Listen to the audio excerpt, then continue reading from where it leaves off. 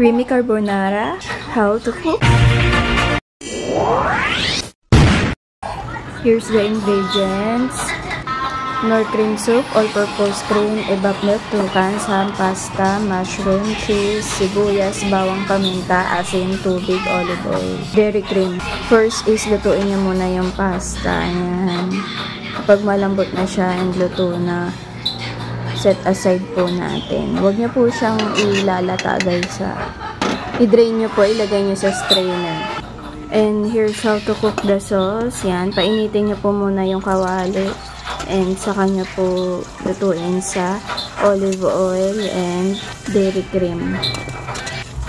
Igigisa niyo lang po sa bawang sibuyas yung ating ham and yung mushroom. Naka-fast forward lang po ito guys. Para maluto siya talaga, pwede niyo po dagdagan ng olive oil and paminta and asin to taste. Saka niyo po ito ilagay itong Alaska na evap.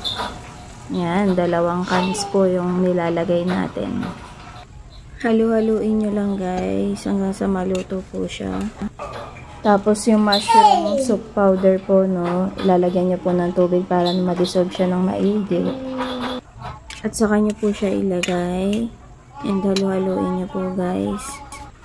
And next po itong ating all-purpose cream, yung Nestle. At para malasa talaga, dinadamihan ni mama ng paminta. Yan, pino po yan. Halu-haluin nyo lang guys. Tapos mag-add po kayo ng sugar para manamis-namis po siya. Halu-haluin nyo lang guys. At saka po natin ilagay yung cheese. Yan.